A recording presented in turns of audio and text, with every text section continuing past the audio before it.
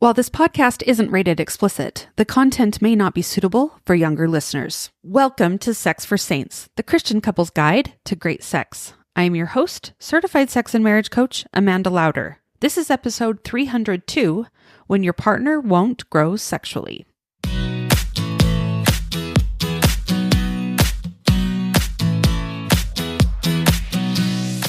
Welcome to Sex for Saints, a podcast for Christian couples. My goal with this podcast is to help enlighten, educate, and inspire you to understand yourself, your spouse, and your sexuality better. I talk about sex in a way you probably haven't heard before. I'm bold, I'm direct, but I keep everything in line with my strong Christian values. Are you ready? Let's go. Hello, my friends. Welcome back to the podcast. So happy to be here with you today. Last week on the podcast, we talked about mature feminine sexuality and what that looks like. And I think it's fair to say that many of the things I talked about apply to men as well. Unfortunately, it's not uncommon to find yourself in a situation where you're eager to explore and develop your sexuality, but your partner just isn't on the same page.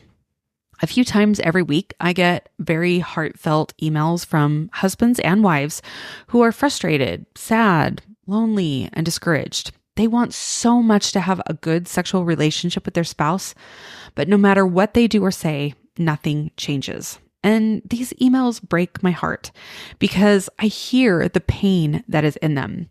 What they want and desire is a good and righteous desire, but no matter what they do, nothing seems to change, and the relationship can even seem to deteriorate when one partner is pushing for a certain outcome.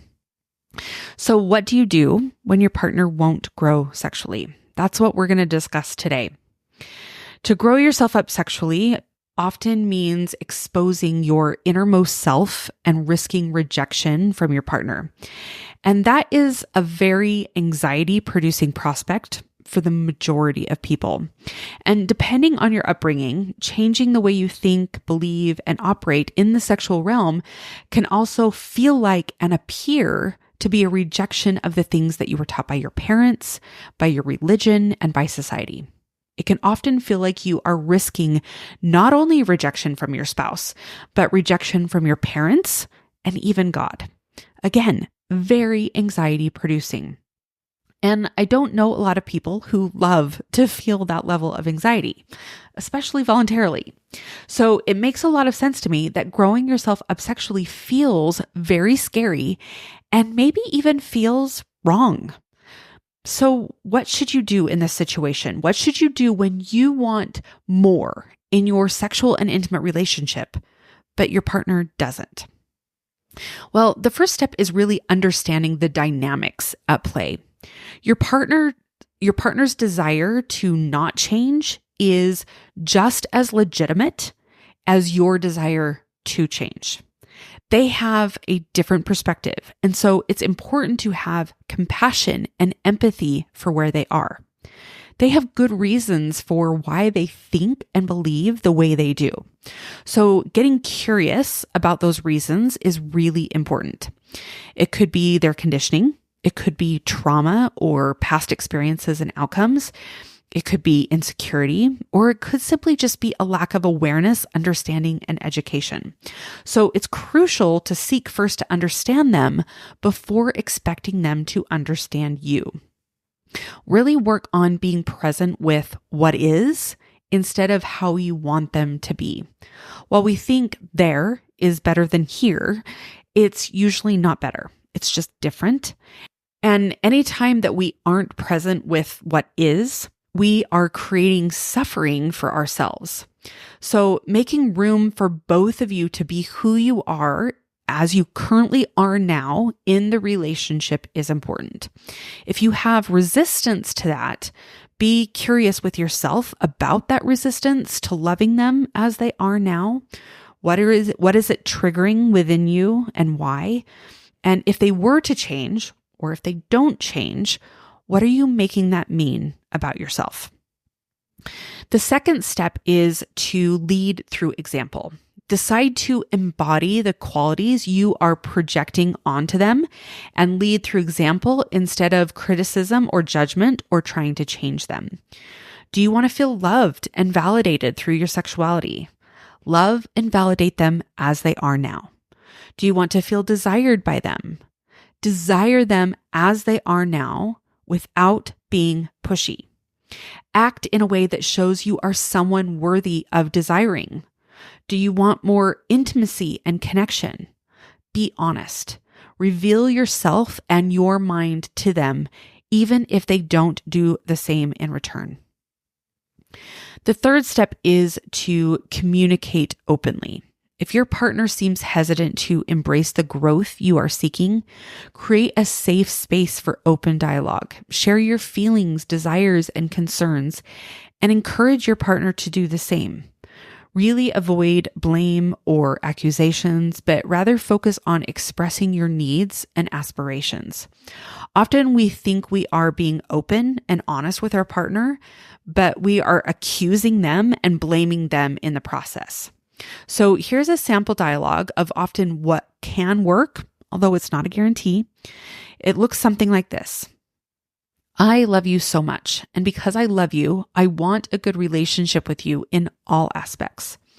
And while I think we are great in these areas, and be specific about those, I would like to work together to have a better relationship in these areas. Having an intimate and sexual relationship with you is important to me because you are important to me, and I want to be able to express that love for each other in every area of our life. Now, one thing that I have found, especially if this has been a challenge for the two of you for years, is that you often need an outside perspective to help the two of you navigate this. Professional assistants can provide insights, tools, and exercises that can help both partners understand each other better and work towards a more fulfilling connection. It's really hard to see how you yourself are contributing to the dynamic, and we tend to be hyper-focused on what our spouse is doing wrong. Having an outside perspective gives both parties a chance to look at themselves more honestly, which can be hard, but most people who I know who are in this field, including myself, are able to look at things from a place of compassion and empathy rather than judgment and shame. And when you have someone offering you compassion, it's easier to give it to yourself and to your spouse. Even if your spouse is unwilling to see a coach or a therapist, I encourage you to do it by yourself. While I believe that the most change can happen when you have two willing people working to improve things, change can often be made when just one person changes the dynamic. But if your spouse is hesitant to invest in the relationship, encourage them to explore personal development. This might involve pursuing hobbies, self-reflection, or even seeking therapy individually. A person's sexual confidence is very intertwined with their overall self-esteem, so doing things to improve that can help in the bedroom. Sometimes when I get emails from individuals, I can see a lot of the dynamic that is currently creating problems, even from just one email. With some, I help them see that they can't change their spouse, they can only change themselves, and direct them to resources to help strengthen themselves and hopefully change the dynamic. For others, I suspect there is not a lot of hope, and help them see that they may have some hard decisions ahead. Either way, it is not an easy road. Growth in the relationship is hard and anxiety producing, but not having what you want in the relationship can also be hard. And sometimes they may even just decide that if their partner is unwilling to grow or change, then their relationship is no longer tenable. And when that is the case, it's heartbreaking, but also understandable. Dr. David Schnarch in the book Passionate Marriage calls the dynamic between two hard decisions the two-choice dilemma. He says, quote, "We have the fantasy that we have the choice between being anxious or not. Unfortunately, we don't. Our choice is between one anxiety or another. Do something scary or face problems from not doing it. Face the anxiety that will change or stay the same." End quote. So the two-choice dilemma really highlights what we often try to remain in our perplexing, awkward, and painful situations to keep everything in check and avoid the anxiety of change, but a choice is often required to change our situation. We want two choices, but we only get one. We often want to avoid choosing by remaining in difficult situations in order to avoid losses in giving up one option for another. We want our sexual relationship and marriage to be better, but we also want our spouse to change so that it can be. We don't want to remain in a current relationship as it is, yet we love our spouse and our children and don't want to break up our family. These are hard decisions, but a decision must be made or we will stay in a place of perpetual misery unless our spouse decides, often on their own and without pressure, to mature and change as well. So many of the men listening here might be thinking that they're in this position with a wife that doesn't want to grow up sexually, and that could be true, but I'm guessing there are also many women listening who are also thinking about their spouse who doesn't want to give up his pornography habit or won't grow up and explore actual intimacy, not just sex. This is not a men versus women, a one-sided problem. This isn't just men. This isn't just women. This happens in many, many marriages, and it happens all of the time. And usually, hopefully we can work on things in coaching or in therapy to help you move into a better place. But if you have one spouse who really just wants things to stay status quo and is not interested in changing or growing up, and you have another spouse who is very interested in growth and change and progression, those two things don't usually mix. So that's usually when the relationship becomes untenable. I often talk about intimacy as a spectrum, and this is something I learned from my mentor, Amy Gianni. On one side of the spectrum, we have pretend, polite, and parallel. Those kinds of relationships look good from the outside. They look easy from the outside. Most of the problems get swept under the rug. Anxieties are not dealt with. And you might be really good at functioning in some parts of your marriage, like the business of marriage might be really good, but there's just not a lot of intimacy, which includes sex, but is not just sex. And then on the other end of the spectrum, you have intimacy, which is intimate, honest, and connected. And that also looks really messy usually because you're not sweeping conflicts under the rug. You're dealing with them, which is messy and hard, but leads to more intimacy and growth in the marriage.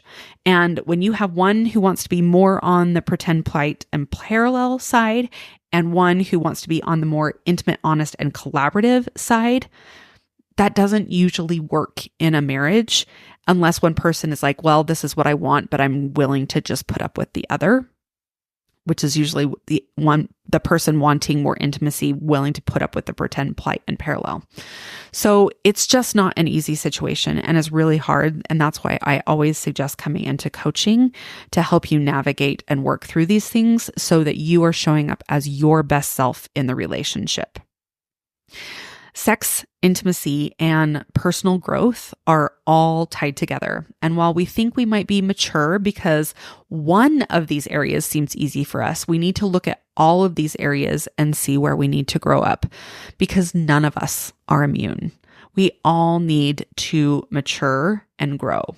So if you have been listening to this podcast and seeing all the ways that your spouse needs to grow, I encourage you to stop and instead look at yourself.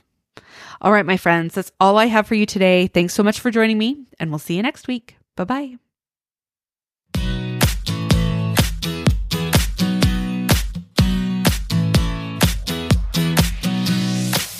If you want to learn how to apply what I teach you on this podcast, I want to invite you to work with me in my Embrace You coaching programs. In my coaching programs, I teach you all of the skills and tools you need to have a better relationship with yourself, your spouse, and your sexuality.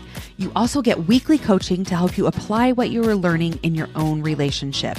For more information, go to amandalauder.com and click Get Help in the menu to see my programs for both men and women. Like what you're hearing on this podcast? Make sure you hit subscribe so you don't miss a single episode. Don't forget to leave me a review and share it with your friends.